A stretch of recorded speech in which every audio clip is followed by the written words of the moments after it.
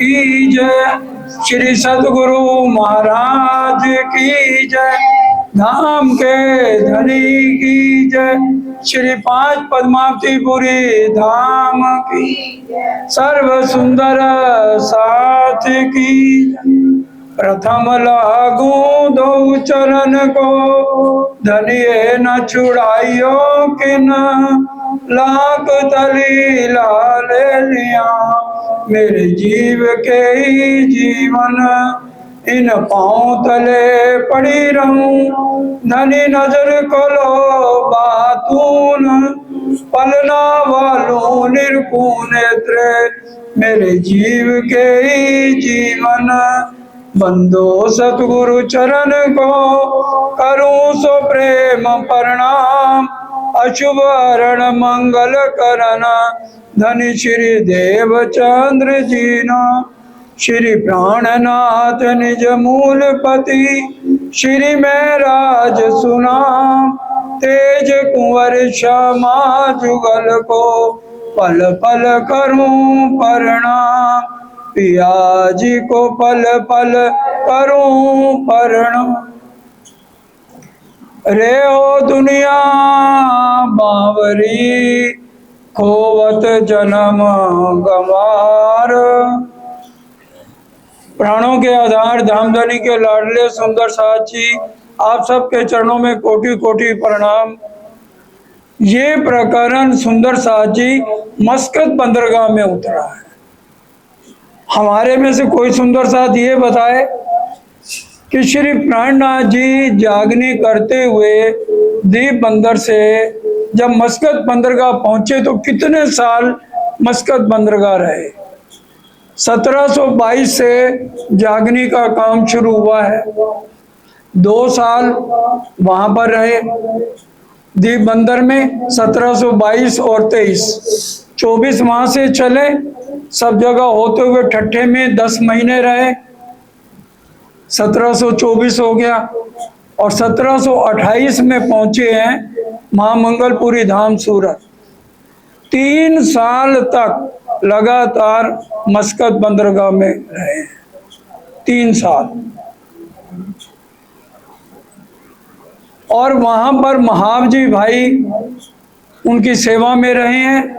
उनके दिल में मैं पना अहंकार आ गया कि सेवा तो मैं ही कर रहा हूँ, 3 साल से मैं ही इनको पाल रहा हूँ, अच्छे अच्छे खाने खिलाता हूँ, और मेरी खंडनी कर दी सबके बीच में। तो फिर वहां पर किरंतन उतरे हैं, रे हो दुनिया बामरी, और दूसरा उतरा है, रे हो दुनिया को तू कहा पुकारे, सब कोई ऐसे आना, रे मन भूलना महामती, ये भी वहीं पर उतरा है। अब ये जो दुनिया बामरी किसको कह रहे हैं? जीवों को नहीं कह रहे। उनकी दुनिया कौन है? हम सुंदर साथ हैं। क्योंकि राजीव महाराज परम धाम से किसके लिए आए हैं? दुनिया के लिए आए हैं या हमारे लिए आए हैं? हमें लेने के लिए तो आए हैं। हम आए एते काम, ब्रह्म श्रेष्ठ ले जाने गर्दान। इसलिए ये हमें सुंदर साथ को कहा जा रहा है। रे हो दुनिया बामरी, बामरा कहते हैं बावले को, कि तुम यहाँ आकर परम धाम में तो इतनी डींगे मारी थी, जैसा साहब कहे तो ऐसी हमसे कबू न होए, 100 बेर देखो अजमाए के तो भी न भूले हम। और यहाँ आकर बावड़े बन गए, जीवों की तरह रहनी शुरू कर दी, ईर्ष्या द्वेष निंदा चुगली, और इसी में काम क्रोध मोह लोभ अहंकार में फंस के रह गए, और खोवत जन्म गंवार, गंवारों की तरह अपना जन्म गंवा रहे हो। प्राणनाथ जी कहते हैं मेरी परम धाम की आत्मा हो, बड़ी गहरी बात है, नहीं सुनी होगी। बोलो श्री प्राणनाथ प्यारे की। विष्णु भगवान का जो हमारे सबके अंदर जीव है, अखंड होने के बाद ये जीव कहाँ जाएगा? तुरीयातीत में। और ये तुरीयातीत कहाँ पर है? अक्षर ब्रह्म के दिल में। किसको समझ नहीं आई? हमारा जीव जो विष्णु भगवान का है, सबके अंदर वही बोल रहा है, मैं मई जीवंशो जीव भूते जीव लोक सनातन। और अखंड होने के बाद अक्षर ब्रह्म के चित्त में तुरीयातीत में अखंड होगा, नक्शे में पढ़ सकते हैं हम। अक्षर ब्रह्म रोज दर्शन करने जाते हैं राजी महाराज के, और हमारा जीव जब अखंड हो जाएगा तो जीव भी रोज राजी महाराज के दर्शन करेगा या नहीं करेगा। कितनी बड़ी बात है। विष्णु भगवान इस ब्रह्मांड के जितने मालिक है, ब्रह्मा जी, विष्णु जी, महेश जी और उसके ऊपर आदि नारायण, इन सबको छठी बहिष्ठ है। विष्ट सिफायत का बेवरा खुलासे में हम पढ़ ले में, और हम उनके बनाया हुआ हमारा जीव अक्षर ब्रह्म के दिल में अखंड हो जाएगा और रोज राजी के दर्शन करेगा। हम सोचें आज हमारी रहनी कहाँ है और हम कहाँ खड़े हैं, हम कितना टाइम राज्य को दे रहे हैं। ये सिर्फ 12,000 आत्माओं के लिए बात करी जा रही है। हम आए एते काम ब्रह्म सृष्टि ले जाने गर्दाम, ईश्वरी को करना देने शुद्ध और जीव सृष्टि को करना मुक्त। 24,000 कुमारिकाओं का स्थान अक्षरधाम में नहीं है। यहाँ पर जब ब्रिज लीला हमारे साथ हमारे धाम धनी जिनका नाम श्री कृष्ण था, उनके साथ जब हम लीला कर रहे थे तो अक्षर ब्रह्म देख के हैरान हो गया। ऐसी प्रेममयी लीला तो मैं जानता ही नहीं हूँ। अक्षरातीत के मौल में प्रेमिशक बरता, सो सुध अक्षर को नहीं। उसके दिल में इतनी कम कभी छूट गई, उसने उसी समय अपनी नजर से 24,000 कुमारिकाएं बना दी। प्रगट वाणी प्रकाश हिंदुस्तानी प्रकरण 37 पढ़ लीजिए। ईश्वरी सृष्टि का संबंध ब्रिज से शुरू हुआ। अखंड होने के बाद उनका स्थान कहीं भी अक्षरधाम में नहीं है। उनका स्थान अक्षर तुरीयातीत से नीचे आएगा, दूसरी बहिष्ठ में।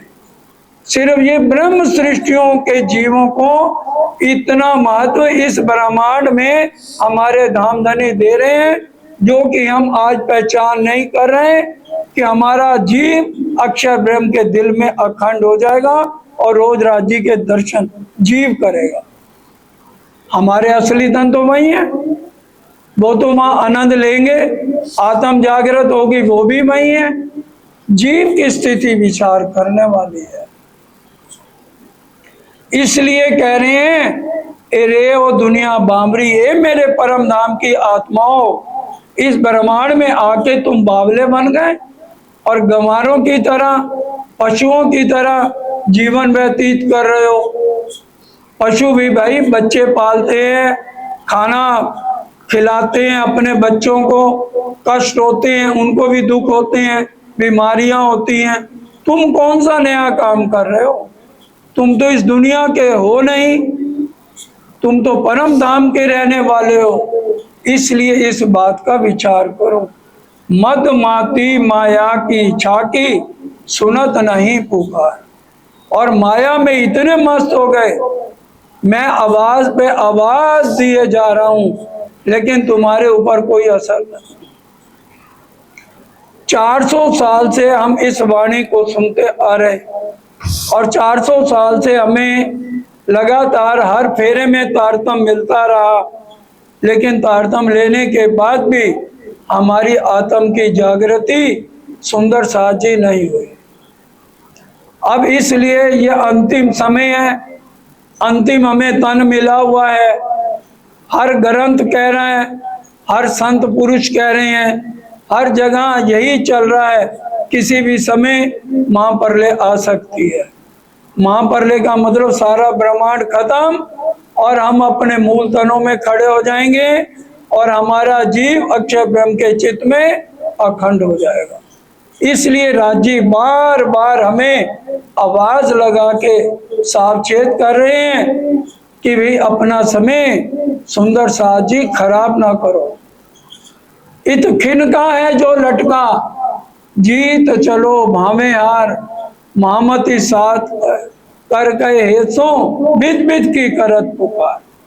कह रहे एक खिन का समय है, और जब शरीर छूटता है ना, तब ये शरीर भी जीव को लानत देता है।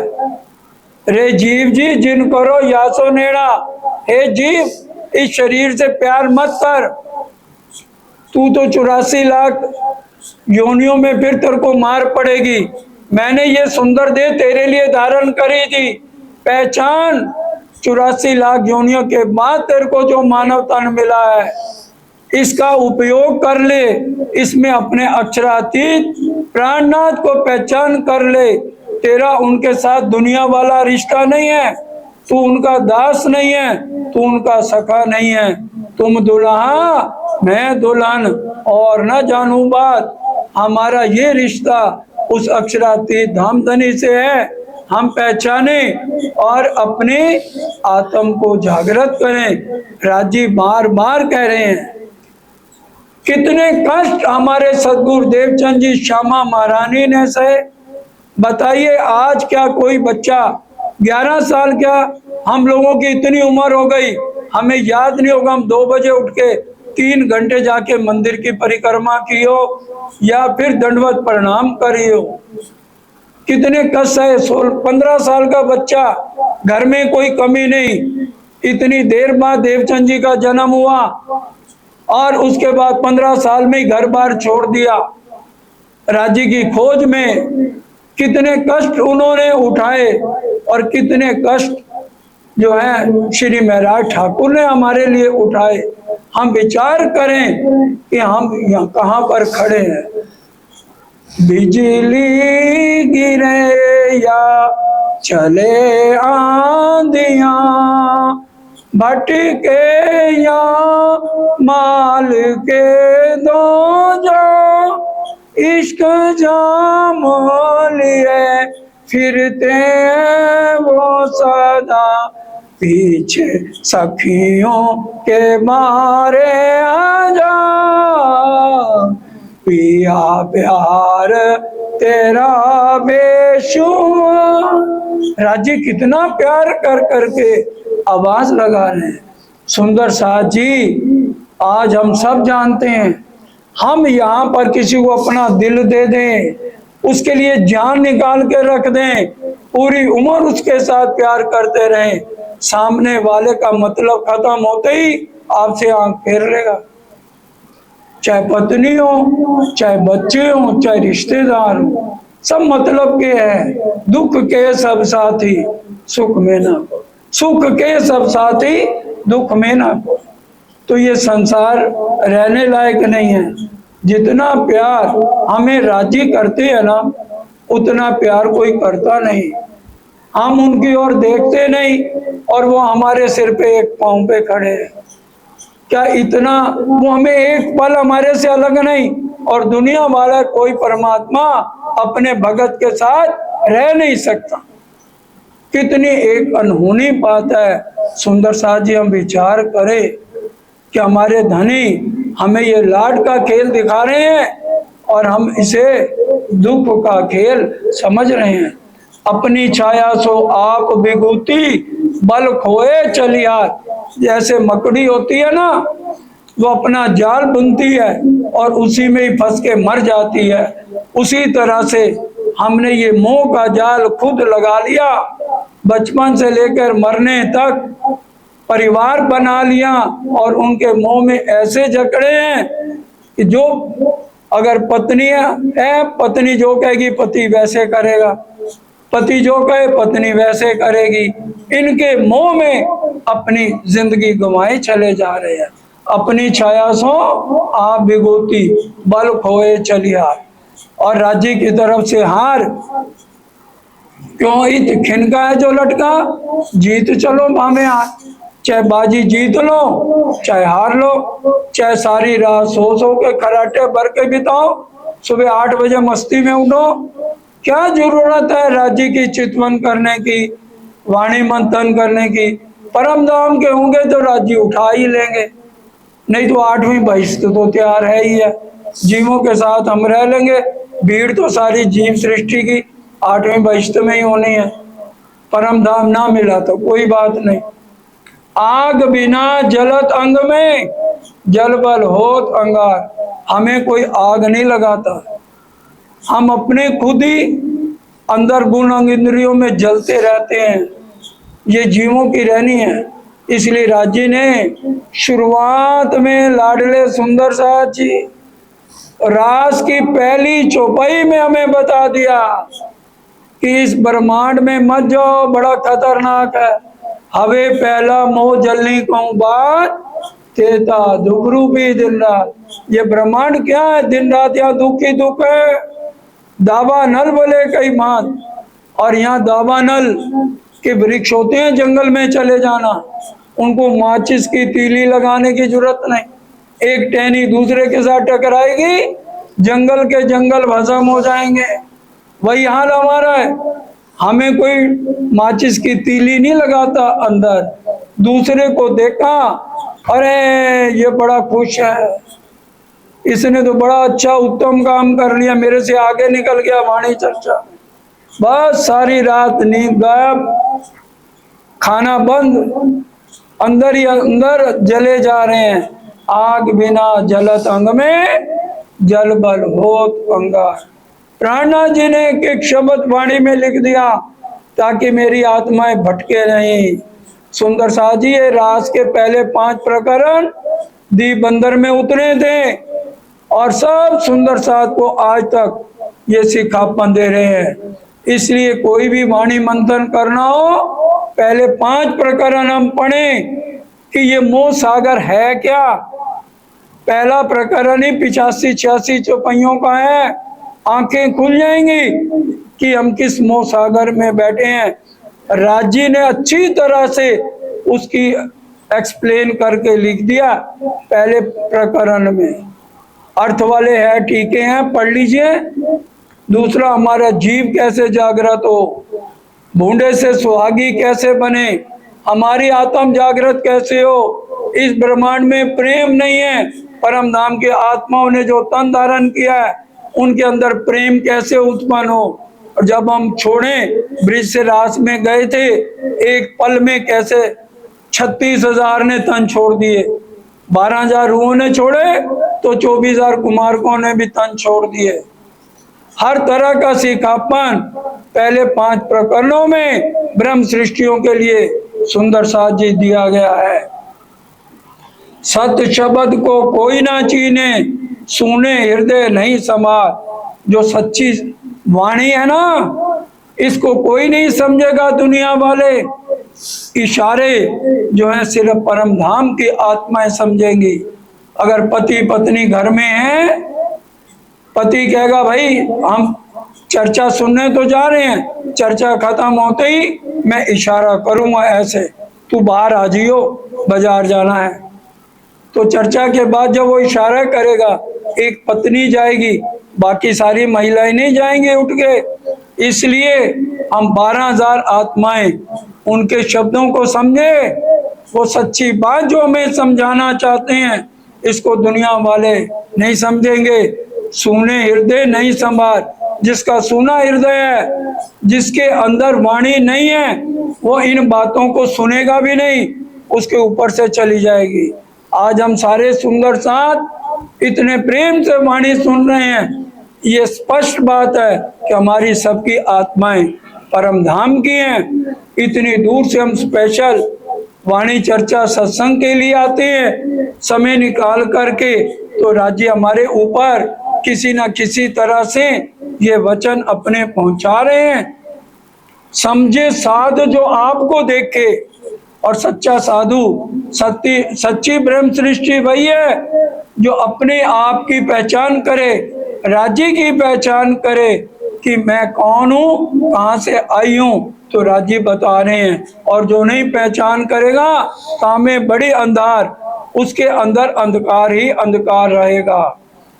ये यामे कहते आप कामे सियाणे, पर छूटत नहीं विकार। इस ब्रह्मांड में हर कोई अपना को सियाना समझता है, उसके अंदर इलम आ जाता है, अहंकार में डूब जाता है, जिससे उसका राज्य से मिलन नहीं हो पाता है। इलम चातरी खूबी अंकी, यही पट लिख्या अंकुर, यही ना देवे देखने मेरे दूल्हे का मुख का नूर। उसके हृदय से विकार कभी नहीं हटेंगे। जो ज्यादा सियाना चतुर सुजान अपने आप को समझेगा। सियानप लेके कंठ बताए या छल रचियो अनार। ये माया ऐसी है, सबको अपने चुंगल में फंसा के आगे नहीं निकलने देती। रे मूढ़ मती या फंद में उलझे उपजत नहीं विचार। हमें मूर्ख कहा जा रहा है क्योंकि प्राणनाथ जी की दुनिया हम है। कह रहे हैं रे मूढ़ मती, ए मूर्ख आत्मा, या फंद में उलझे, इस माया में उलझी रहेगी। तेरे को शर्म नहीं आती? खिलवत की चौपाइया पढ़ लेना, कोई ये ना कि हमें मूर्ख बना रहे हैं। राजी कह रहे हैं तेरे को शर्म नहीं आती? तू मूढ़मती मन के इस माया में उलझी हुई है, और मैं इतनी तेरे को जोर जोर से चिल्ला चिल्ला के तेरी जागनी कर रहा हूं, और तेरे दिल में मेरे लिए कोई प्रेम उत्पन्न नहीं हो रहा है। आप ना चीने घर ना सूझे, ना लखे रचनहार। तेरे को सारे भेद बता दिए, तेरे से कोई बात नहीं छिपी हुई। हद पार बेहद है, बेहद पार अक्षर, अक्षर पार वतन है। तू क्यों नहीं जागती? ओ मेरी वासना तुम चलो गम के पार। ओ मेरी वासना तुम चलो अगम के पार। अगम पार अपार पार, कहाँ है तेरो करा वासना।